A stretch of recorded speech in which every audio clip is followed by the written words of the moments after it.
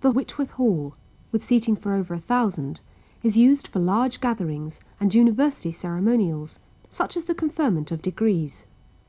The degree ceremony opens with a procession led by 2 students carrying wands with lictors' badges. These badges were presented to the university in 1926 by Thomas Brown and Sons. The serpent is the crest of the Duke of Devonshire, the first president of Owens College.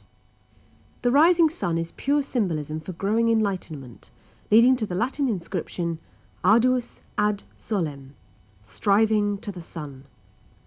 An alternative northern translation might be, you don't get out for nout. The Latin inscription on the other badge is Honestas optima politia.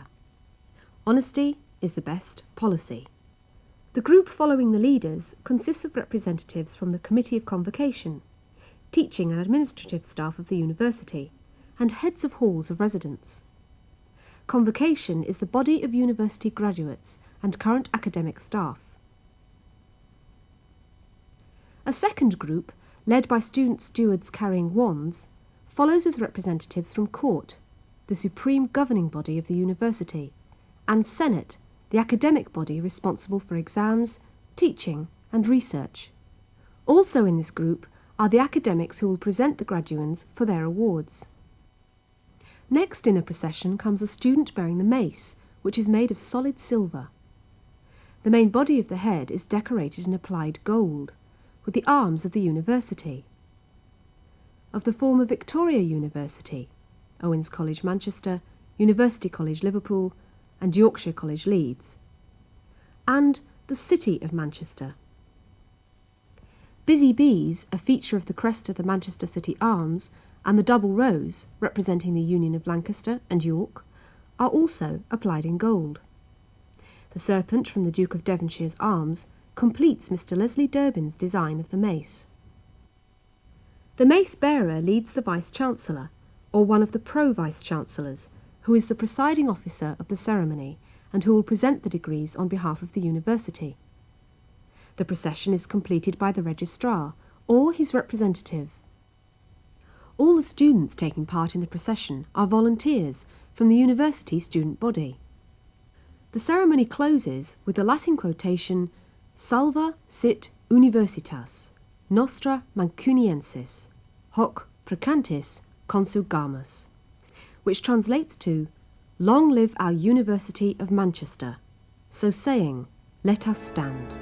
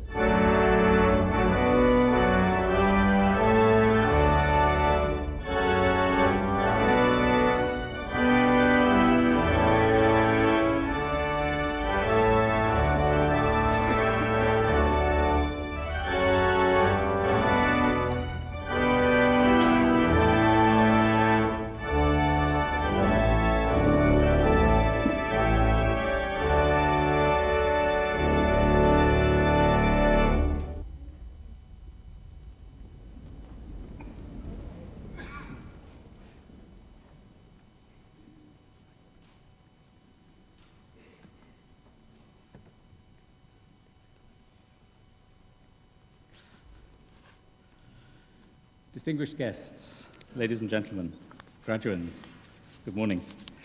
My name is Philip Gummett. I'm one of the Pro-Vice-Chancellors of the University. It's my great pleasure to welcome you to the University of Manchester to this ceremony to present awards to students from the Faculty of Education, from the Centre for Development of Continuing Education, and from institutions affiliated to the University, Stockport College, University College Warrington, and Manchester School of Physiotherapy. I'm especially pleased to see here families and friends of today's graduands. Being a student is not easy. It needs support, financial, moral support, sometimes from parents, sometimes, especially these days, in the case of the ever-growing number of more mature students, from partners and even from children, whose job it sometimes is now to make sure their parents are keeping at their studies. It's good to see you all here today to share in this special day. Let me first congratulate our graduands. We're here today to celebrate with you the outcome of your dedication and hard work to achieve the award which you'll be receiving today. And it is hard work. People sometimes underestimate what's involved in being a student, and of course it has its lighter moments, but without serious effort and sustained hard work, backed up by the skill and devotion of the staff who've taught or supervised you, very little can be achieved. So we congratulate you most warmly on your achievement. In graduating today, you join the Fellowship of the University of Manchester. In addition, therefore, for some of you, to the Fellowship of the affiliated institution at which you have been studying. Let me say a few words about the university. It's a large institution. In business terms, it's a big business with a turnover of about £250 million. It's one of the largest employers in the city of Manchester. We currently have over 20,000 students, not counting those on continuing education courses, who add about another 70,000 enrolments, or about 7,000 in terms of full-time equivalents. And not counting either those in affiliated institutions, all of whom are well represented here today. Our student body is strongly international. We have students from every continent and from 130 countries, almost every country in the world. It's an institution that's approaching its 150th birthday, with many great achievements to its credit. It would be easy, but perhaps a little boring, to recite a long list of these, going back, say, to work by Rutherford on atomic structures in the early part of the century that led to work on splitting the atom. I learned recently, by the way, that Mary Stopes had been a lecturer in botany here around the same time as Rutherford. It's a pity our team in University Challenge last night didn't know this, since it was one of the questions. Though I'm pleased to say they beat their Oxford opponents anyway. Let me focus on a few more recent developments. We celebrated in June last the 50th anniversary of the birth of the first stored program computer, the true ancestor of the modern computer, here in Manchester, an invention which has changed our lives in ways that could not be imagined at the time. Manchester remains at the forefront in this field, having been chosen as the site of the next generation British National Supercomputing Facility.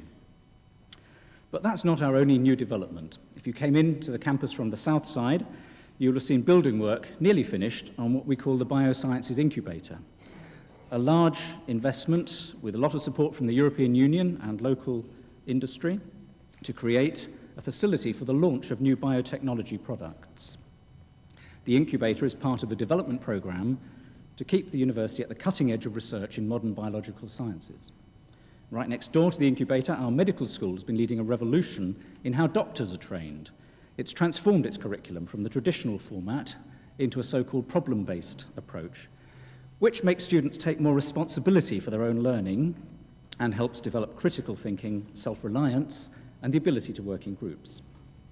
At the other end of the campus, we're assembling what we intend to be one of the strongest business schools in Europe, combining our existing Manchester Business School with parts of our Faculty of Economic and Social Studies and the School of Management at our partner institution, UMIST, to establish between us the Manchester Federal School of Business and Management. And right next to that, if you came from the north side, you will have seen a large hole in the ground where work has just started on a joint project with the city and with our neighbour universities to build a swimming pool for the Commonwealth Games in 2002. When the Games are over, that will be a valuable addition to the sports facilities available to students in Manchester. And even in parts of the university that don't appear to be changing much, quite dramatic developments are taking place behind the scenes. Our library, for example, which is the third largest university library in the UK, and actually has the largest number of users of any academic library in the UK, is now handling nearly 700,000 external electronic transactions per year, about 2,000 a day, and rising, which is a measure of how times are changing as the distinction between face-to-face and distance learning becomes blurred by remote electronic access to learning materials. I wanted to say all that just to give a flavour of the range of activities and traditions of the university of which today's graduands are members. But I don't want to be too parochial, so let me go on to say that throughout the higher education system as a whole in Britain, we're in a time of profound change. Across the UK as a whole, the number of full-time higher education students increased by almost 70% between 1989 and 1995. 1 in 3 young people now enter higher education. That compares with 1 in 6 as recently as 1989. But while the number of students went up by 70%, public funding for universities and colleges went down by 25%, and only in the last year has it begun to stabilise. The result has been massive pressure on universities and colleges to try to maintain standards with sharply reduced resources. They've done this by heroic efforts on the parts of their staff, especially when in some subjects the ratio of students per member of staff is now higher than in schools. The outcome is equivalent to a productivity increase that's been twice the average for the service sector as a whole over the same period. It's a truly remarkable achievement. Another important change is that students have been getting older. Normally, by my age, everyone starts looking younger, and not only policemen, but students really have been getting older. Over half of students today, nationally, are mature students. Indeed, at least until very recently, more mature students were entering higher education than 18 to 21-year-olds. Many of them are part-time students who now make up over a third of all students across the country as a whole. The government's agenda of increasing participation and moving from the traditional picture of higher education as a stage that follows directly after school towards a new vision of lifelong learning in which people re-enter education at different stages to upgrade their skills means that these trends are likely to continue, and many of the graduates present today are clear evidence of this fact. Indeed, here is an important way in which an established university like Manchester can learn from the expertise acquired by the wider body of affiliated institutions, operating with a range of traditions and a variety of modes of teaching and learning that's broader than the university could achieve itself. At times of change, such as the present, the network of institutions that are represented here today forms a valuable resource for comparing notes about what's happening at different points in the system, and for identifying and sharing between ourselves the best available practice for the benefit of all our students. This is increasingly important as we all come under greater pressure from government, taxpayers, and fee-paying students and their families to guarantee the quality and the standards of the education that we provide. The underlying principle here is uncontestable. To put it a bit simplistically, academics as researchers have to think about what and how they know. As teachers, they have to think about how they know what their students know. And those of us concerned with educational management have to think about how we know that our staff know what our students know. So giving proper attention to designing curricula, to appropriate teaching methods, to learning support, to sensible methods of assessment, these are all things that taxpayers and students and their families, who are increasingly paying their own way, rightly expect. And we, for our part, are expected by government to be sure that we know that we are indeed doing these things and doing them properly. Higher education is about developing analytical skills and the practical application of intelligence. You, today's graduates, have been doing this within a fascinating variety of disciplines and professions. You should be proud of your achievements. Those of you from affiliated institutions should be proud of the institution where you've been studying, and all of you should be proud of your association with the University of Manchester, which I trust you'll maintain throughout your lifetime. I wish you well for a great day today and for whatever follows afterwards. And now let's move on to the part of the proceedings that you came for. Thank you.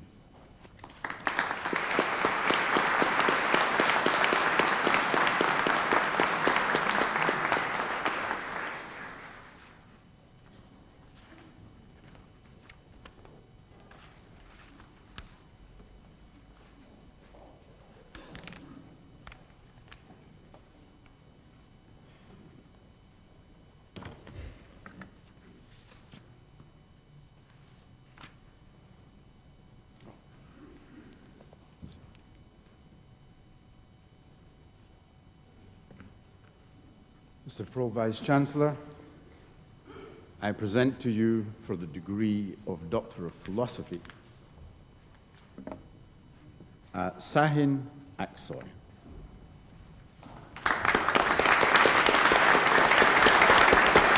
Sahin, many congratulations.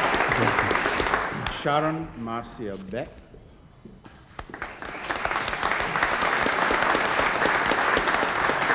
Many congratulations. Mohammed Ehsani. Many congratulations. Doreen Elizabeth Finneran.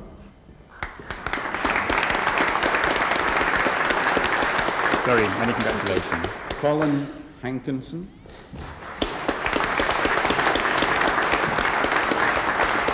Colin, many congratulations. Thank you. Amanda Rosemary Hain. Amanda, congratulations. Robert Richard Jordan. Robert, congratulations. Kalada Godson Makfubara. Kalada, well done. Congratulations. Phyllis Polat. Phyllis, congratulations. Susan Brody Turner. Susan, congratulations. And for the degree of Master of Arts in the Faculty of Education, Anna Leah.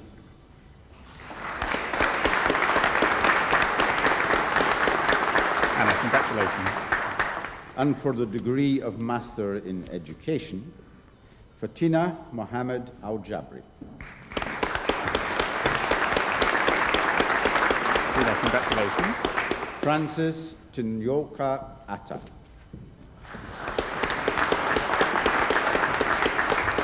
Francis, congratulations. Sana Mohammed Baha.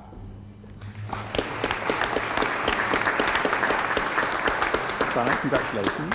Carol Boardman.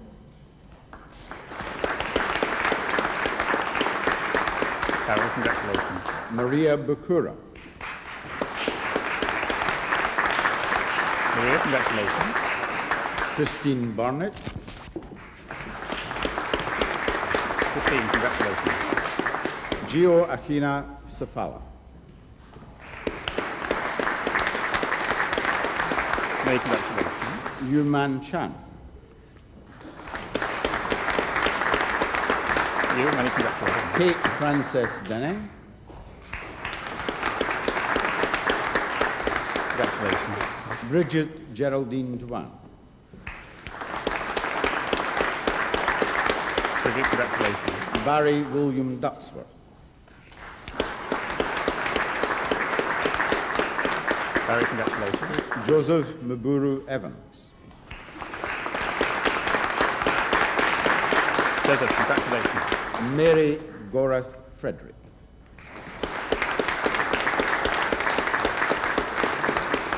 Mary, congratulations. Anastasia Hajian Matthew. Anastasia, congratulations. Christine Teresa Mauchi. Christine, congratulations. Kathleen Huxley. Kathleen, congratulations. Catherine Ann Jameson Hall. All right. Oh, sorry. She's not with us today. Sergei Homa Jahani Mer.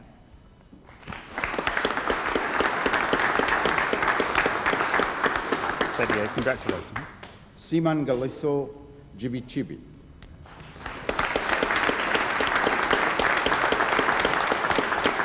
Simon Galiso, congratulations. Hyujin Ku Lin. Hyojin, congratulations. Salwan Mustafa Kushi. Salwa, congratulations. Paraskevi Kiu. Pascavi, congratulations. Annette Lewis. Annette, congratulations. Namarat Limala. Ararat, congratulations. Fang Ju Liu.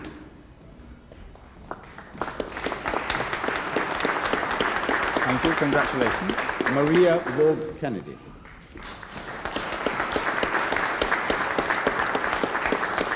Maria, congratulations. Webster Munakampi.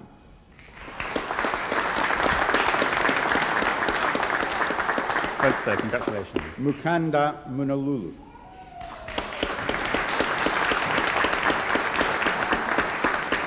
Mukanda, congratulations. Beng Ling Neil.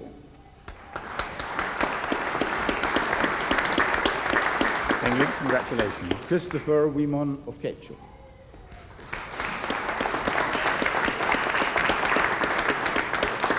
Christopher, congratulations. James Oshieng Ondiro.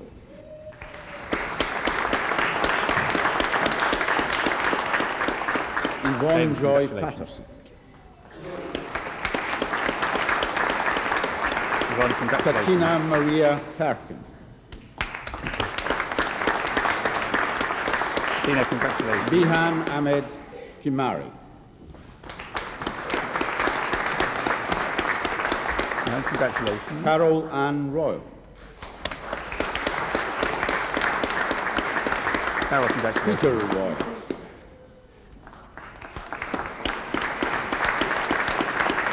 Peter, congratulations. Danny Kebini Sessi.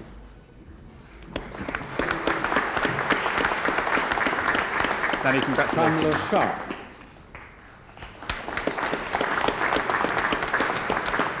Pamela, congratulations. Dorothy Caswell Stone. Dorothy, congratulations. Natalia Van Vakidu. Talia, congratulations. Holly Zini Flatchu. Elizabeth, congratulations. Susan Aisha Walker. Susan, congratulations. Hong Wang. Emily congratulations. Sheila Ann Wynn. Many congratulations. Rebecca Kuanda Yamba. Rebecca, congratulations. And for the degree of Master of Philosophy in the Faculty of Education, Michael Greenhill.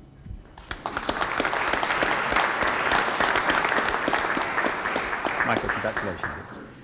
And for the degree of Master of Science in the Faculty of Education, Ramos Armeas. Ramos, congratulations. Chia Hung Chang. Many congratulations. Nazia Felix.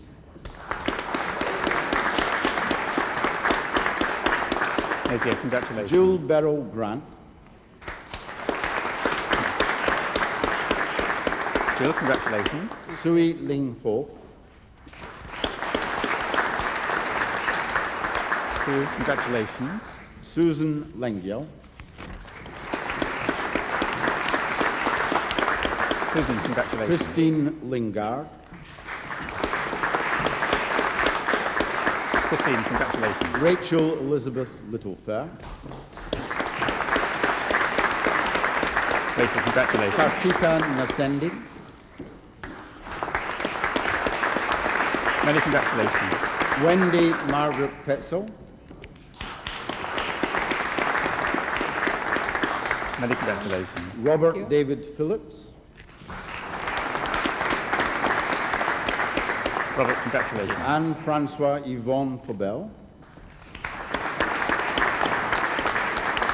And congratulations. Frank Quist.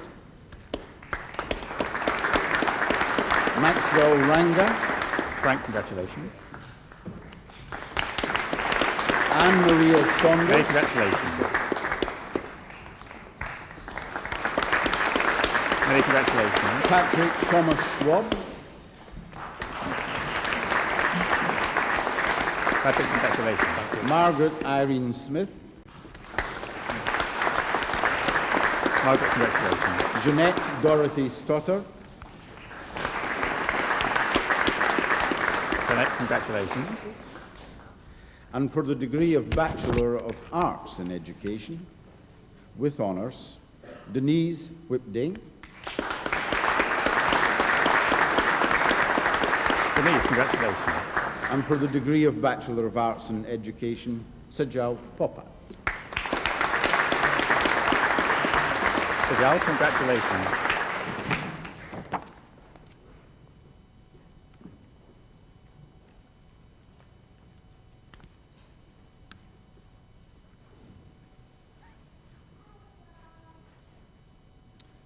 Mr. Pro-Vice-Chancellor, on behalf of the Senate of the University, I present to you, for the degree of Master of Arts, under the aegis of the Board for Continuing Education, with distinction, David William Howell.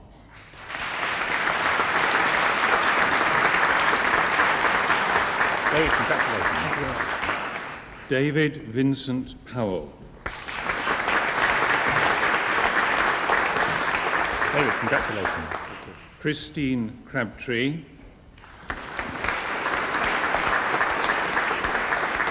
Paul Curtis.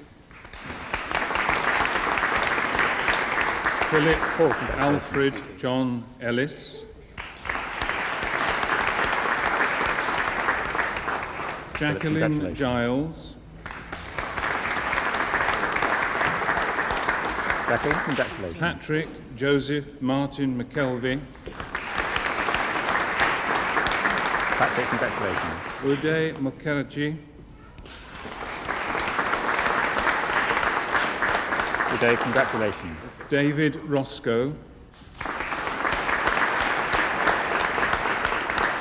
David, congratulations. Terence Sweeney. Terence, congratulations. Karen Thompson. Karen, congratulations. And for the degree of Bachelor of Arts in Professional Studies, Learning Difficulties, with honours, Frances Naylor Oakes. Frances, congratulations. Alison Ahmed. Alison, congratulations. And for the degree of Bachelor of Arts in Professional Studies, Social Work, with honours, Sarah Louise Zussman. Sarah, congratulations. And for the degree of Bachelor of Arts in Professional Studies, Social Care, with honours, Tracy Hunsdale.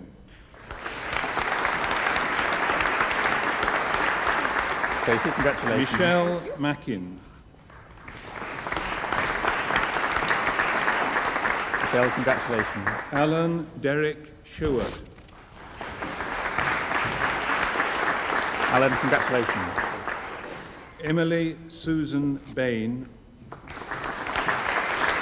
Emily, congratulations. Antonia Elizabeth Baton.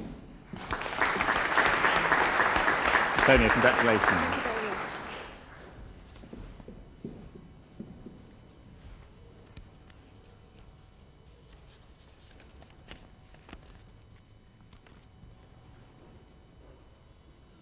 Mr. Pro-Vice-Chancellor, on behalf of the Senate of the University, I present to you, for the degree of Master of Arts with distinction, Paul Fenton.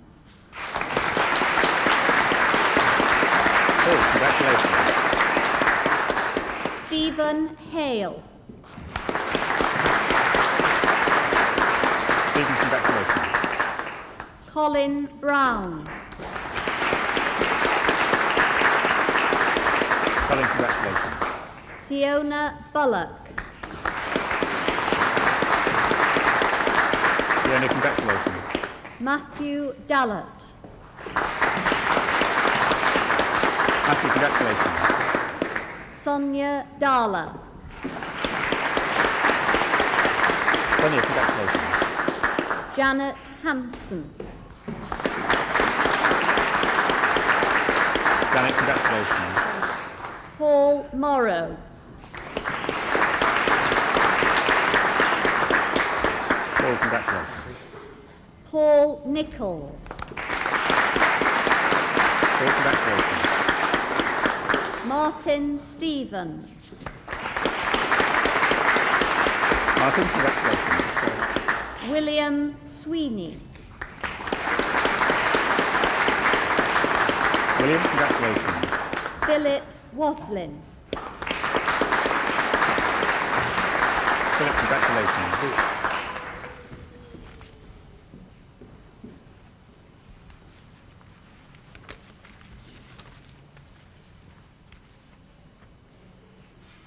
Mr. Pro-Vice-Chancellor, on behalf of the Senate of the University, I present to you, for the degree of Master of Science in Physiotherapy, Andrew Mark Balderston.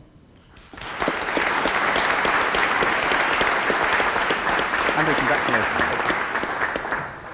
And for the degree of Bachelor of Science in Physiotherapy with Honours, Claire Nutter. Claire, congratulations. Rachel Ann Sokal. Rachel, congratulations.